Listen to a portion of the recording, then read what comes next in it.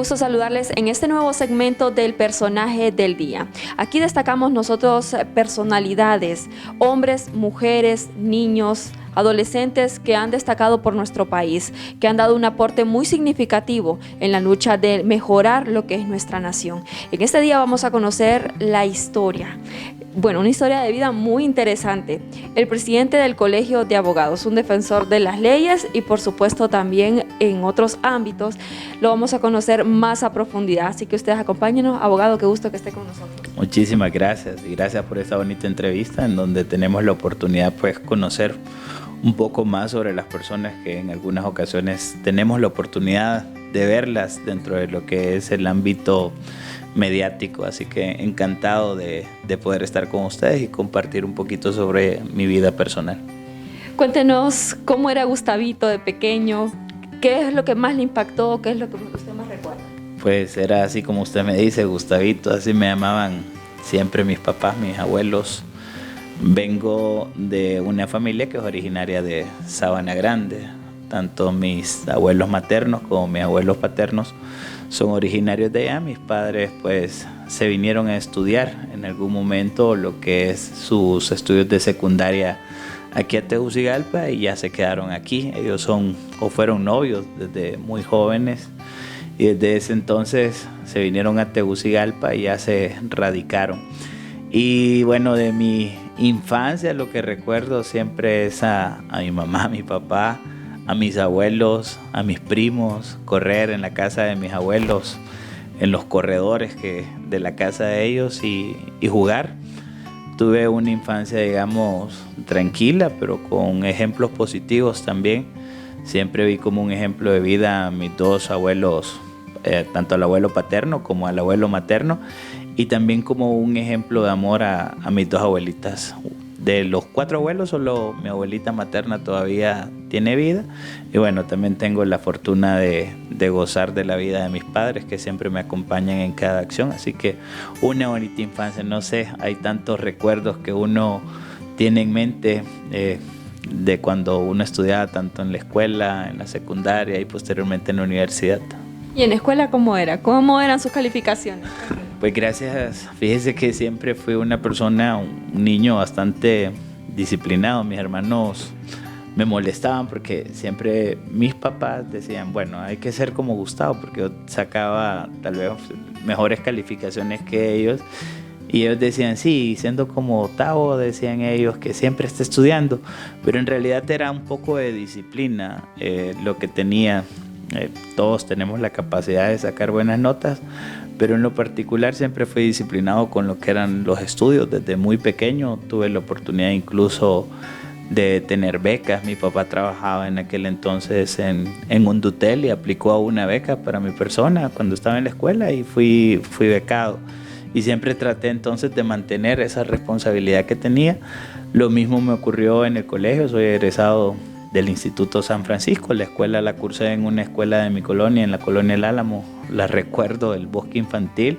Después prácticamente con los años desapareció la escuela de la colonia y siempre tuve buenas calificaciones, así que en eso no hubo ningún problema. Creo que en ese sentido mis papás no tuvieron inconveniente conmigo. Fue dolor de cabeza. Abogado, ¿y cómo fue el proceso de elección de carrera? ¿Cómo se interesó en las leyes? Le voy a comentar que, bueno, yo estudié comercio en el Instituto San Francisco. Hice mis 6 años de diversificado en el Instituto San Francisco. Estudié comercio, no saqué bachillerato porque mis padres habían sacado también comercio. Y era en aquel momento cuando ellos estudiaron, siempre lo planteaban como ser perito mercantil es una oportunidad también de vida para trabajar. Y terminé optando. Los 4 hermanos que somos sacamos comercio como carrera en secundaria. Y cuando yo hice mi práctica, también pues yo quería hacer mi práctica del colegio en el Banco Central. Y logré ese sueño. Hice mi práctica en el Banco Central, apliqué, me aceptaron y fue algo muy gracioso porque en el Banco Central me decían de que por qué iba a estudiar Derecho. Yo siempre quería, desde muy pequeño siempre quise estudiar Derecho. Me decían que por qué iba a estudiar Derecho si era muy bueno en contabilidad, si era muy bueno con los números. Y eso hizo de que iniciara entonces dentro de la universidad en Administración de Empresas. Pero yo siempre cuento de que yo cruzaba por ese edificio de la Facultad de Ciencias Jurídicas y algo me atraía. Así que únicamente hice mi registro en la carrera de Administración de Empresas y al siguiente semestre, que en aquel momento eran semestres, me cambié a Derecho. Así que es una elección de carrera que hice desde muy pequeño. Ahora siempre me han encantado los números y las personas que me conocen saben que aunque soy abogado, siempre estoy jugando también con los números, con datos, con estadísticas. Me gusta bastante ver la parte contable, así que es parte de, digamos, un plus, si queremos verlo así como parte de mi formación jurídica. Lados opuestos, números y leyes, pues nada que ver, pero mire que ahorita es el asesor legal de... Sí, pero nada que ver con lados opuestos. Yo creo que al final en la vida toda carrera es formativa y es integral. A mí me ha servido mucho el conocer de números dentro de mi profesión como abogado, como usted lo dice, dentro del COEP, para entender bien la parte económica. Aquí lo que vemos son datos económicos de país, pero al mismo tiempo todo profesional del derecho tiene la obligatoriedad más bien de conocer un poco sobre lo que es la parte administrativa. Nosotros aquí en el COEP me toca ver mucho el tema de empresas, y las empresas se manejan en base a números, en base a lo que son los estados financieros que administran, y es necesario entender eso para entender también jurídicamente a las empresas. Así que ha sido complementario. Yo creo que la vida me hizo un bonito juego en ese sentido y me complementó mucho. Ya lleva bastantes años. Ya llevo 9 años aquí en el Consejo Hondureño de la Empresa Privada. También tengo la fortuna de haber trabajado una expresión que yo conocí estando en el sector privado es que cuando se forma la triple hélice hay éxito, decían. Y yo decía, ¿qué es eso de la triple hélice? Y después lo leí. La triple hélice es cuando se une el gobierno, la academia y el sector privado, incluyendo también hasta los trabajadores. Esa es la triple hélice. Y tuve la fortuna, en el caso de trabajar desde el año 2006 hasta el 2013 con el gobierno, con el Instituto Nacional de Estadística. Del 2013 al 2015 fui jefe de carrera y todavía sigo siendo docente universitario, y del 2015 a la fecha pues con el sector privado. El primer año con la Cámara de Comercio e Industrias de Cortés y ya 9 años aquí en el COEP. Así que muy contento también de conocer las experiencias en 3 sectores muy importantes en nuestro país. Muy interesante todos los aportes y en las organizaciones que ha desempeñado su trabajo, pero me gustaría, bueno, vamos a abordar esto más adelante. Antes me gustaría conocer, cuando ya conoce a su esposa, ¿es casado? Así es, ya tengo desde el año 2009 que nos casamos con mi esposa Jennifer Valladares. Tenemos 2 pequeñas, Mónica y Valerie. Mónica, que ya va a cumplir 16 años en el mes de agosto, y Valerie, que tiene 14 años recién cumplidos ahora en febrero. Así que una tiene 15, 14, fueron rápidos. Yo recuerdo que cuando mi esposa me dice estoy embarazada por segunda vez, todo se me vino así como de inmediato, ¿y ahora qué voy a hacer? Pero la verdad es que ha sido la bendición más grande que pude haber tenido. Mis hijas crecen como hermanas, son muy cercanas, juegan, se protegen, estudian juntos, y creo que los tiempos de Dios siempre son perfectos. Así que muy agradecido con la bendición que Dios me mandó de esas 2 pequeñas princesas, igual que con mi esposa, que desde el 21 de febrero del 2009 estamos casados. Y casualmente esa fecha, 21 de febrero, es la fecha también que me juramenté en el Colegio de Abogados, lo único que en el año 2007. Así que por eso siempre les digo en las juramentaciones de que para mí la fecha de juramentación es una fecha muy valiosa. Por los 2 lados. Abogado, bueno, al ser también presidente del Colegio de Abogados, ¿cómo ha sido ese rol de padre?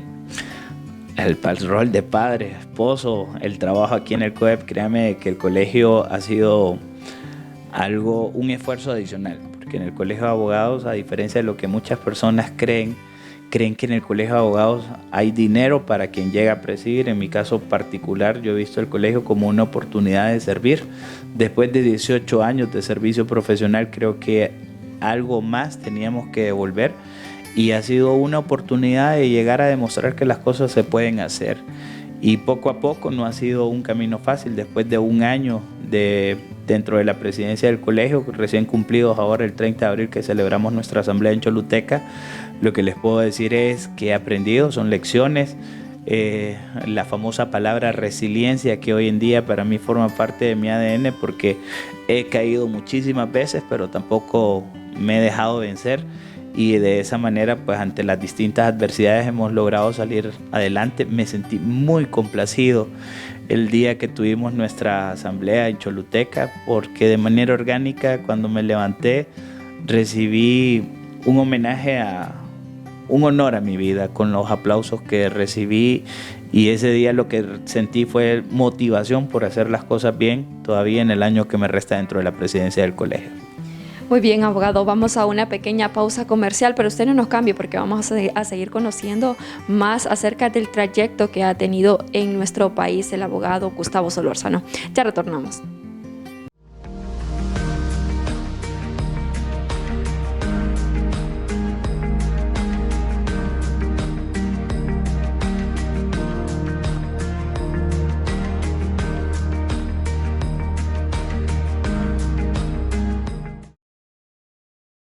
Muchísimas gracias por continuar con nosotros en Telepaís, el canal de nuestra identidad.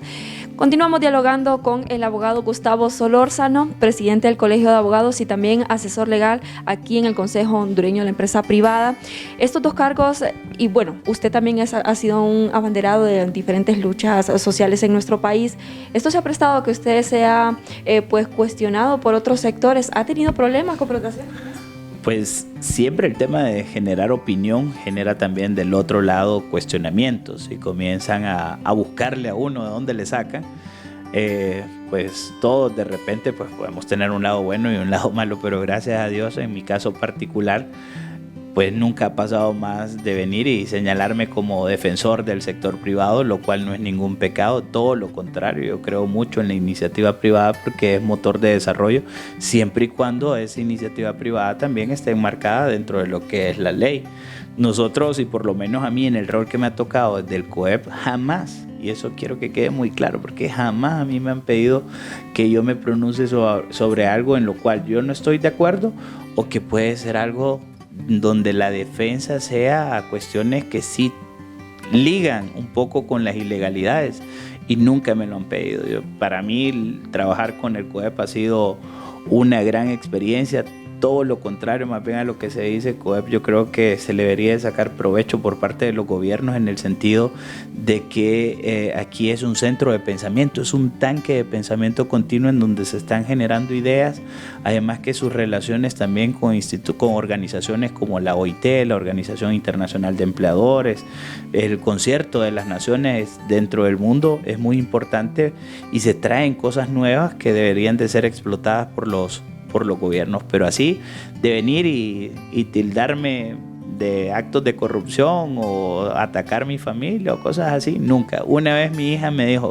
papá, vi un TikTok en donde a usted lo sacan ahí y dicen no sé qué cosas, y mi pregunta fue: ¿y vos crees lo que dicen ahí?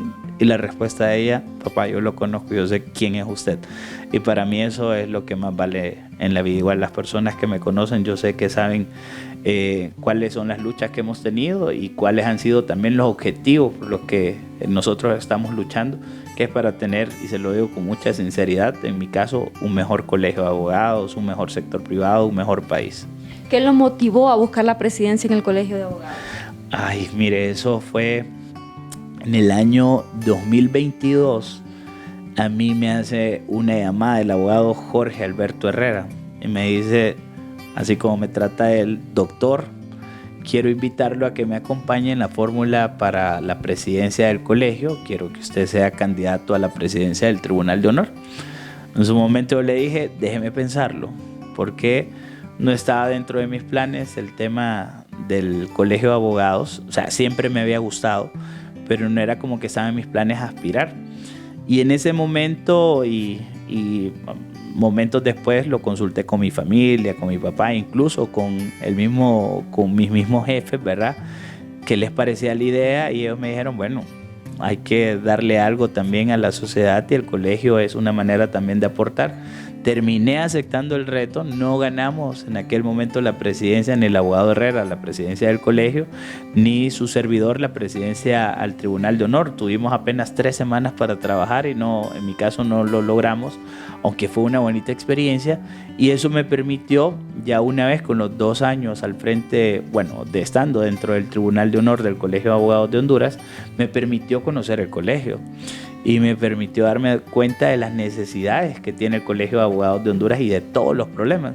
Y como todo soñador, creí de que si me involucraba y aspiraba a la presidencia podía llegar a solventarlo todo de la noche a la mañana, como un buen soñador, dándome cuenta de que los retos son más grandes al final, pero no nos hemos rendido ni nos hemos hecho más pequeños frente a los retos, todo lo contrario, hemos ido creciendo poco a poco y nos falta un año de gestión, y eso fue lo que me motivó en el año 2023 a tomar esa decisión de buscar la presidencia del colegio. Fue un trabajo de cerca de 6 meses, fue una linda experiencia, nunca me había metido en política y en 6 meses logré conocer pues los 27 capítulos a nivel nacional, abogados en todo el país, y a quienes le guardo muchísimo cariño, abogados y abogadas que me respaldaron. Sentí esa solidaridad, sentí hermandad, y eso me ha permitido también ser mejor persona, creo. ¿Qué acontecimiento ha marcado su vida? Pues el nacimiento de mis hijas, sin duda. La primera el 10 de agosto del año 2009 y la segunda el 10 de febrero del año 2011. Son 2 momentos importantes porque uno en ese momento encuentra todavía una causa mayor por la cual emprender distintas acciones y luchas. Y luego hay varias historias en mi vida. Un momento también importante para mí fue cuando empecé a dar clases en la universidad, que eso fue en el año 2009, que casualmente coincidió prácticamente con lo que era el primer parto de mi esposa, con el parto de Mónica. Y yo recuerdo, estando mi esposa el día que daba luz, al día siguiente yo tenía que aplicar examen. Ese día en la noche estaba haciendo examen y ese día pues reflexioné mucho porque venía iniciando dentro de mi carrera profesional, apenas tenía 3 años de haber egresado, tenía la oportunidad de servir ya en una universidad y el sacrificio, ¿no? Y luego hay otras historias dentro del Consejo Hondureño de la Empresa Privada. Recuerdo momentos claves, como por ejemplo en el año 2017, con todos los problemas que se dieron después de las elecciones de ese año, los momentos de pandemia, me acuerdo también, fueron trabajos intensos. Me levantaba a las 5 de la mañana, a las 12 de la noche estaba acostándome y nuevamente era la rutina, todo por teletrabajo, era de las personas que tenía autorización para salir y fue un trabajo interesante, pero que lo hicimos con mucho amor. Abogado, tiene la oportunidad de mandar un mensaje a la población que nos está sintonizando por Telepaís. ¿Cuál sería? Pues el mensaje, y tomando en cuenta de que este es un año electoral, es que tomemos conciencia de la importancia que tienen las elecciones en un país, que salgamos a votar el 30 de noviembre. Recordemos que quienes salvaron las elecciones el domingo 9 de marzo fue el pueblo hondureño, y ese mismo trabajo nos corresponde hacer el domingo 30 de noviembre a todos los hondureños, a todas las hondureñas, que en realidad nos pongamos la camisa de Honduras, que salgamos a votar con decisión, salgamos a votar por la persona que nos convenza y que presente las mejores propuestas para el país. Ese es mi mensaje en un año tan importante como lo que es el año 2025. Siempre velemos por la democracia y por nuestras libertades. Muchísimas gracias por sus palabras, por el tiempo, por compartir con nosotros su historia de vida. El abogado Gustavo Solórzano nos ha dado pues una gran lección para todos los jóvenes. Eso sería también. ¿Cuál sería el mensaje o reflexión para los jóvenes? Pues hoy recibía justamente una llamada también que me hace pensar en siempre estamos pensando en los jóvenes, pero me decía la mamá de un muchacho: abogado, le llamo porque quiero que mi hijo le envíe su CV, porque yo me he dado cuenta de que usted les ayuda mucho a los jóvenes, y los jóvenes lo que necesitan es motivación. En primer lugar, decirles que esta carrera no es nada fácil. Somos más de 37,000 profesionales del derecho y el inicio es lo más difícil, pero una vez que nosotros agarramos ritmo y sobre todo cuidamos algo que se llama prestigio y honorabilidad en nuestra profesión, seguramente el éxito les va a alcanzar. Así que jóvenes, no tomen atajos. A veces los atajos no son la mejor vía, es la vía larga, es la vía que nos cuesta, es la del sacrificio, es la de siempre salvaguardar nuestro prestigio y honorabilidad, la que nos va a permitir triunfar en una carrera tan bella como el derecho. Gracias, abogado. Bueno, con esto finalizamos nosotros el personaje del día. Muchísimas gracias por habernos acompañado. Continúa con la programación que tiene Telepaís.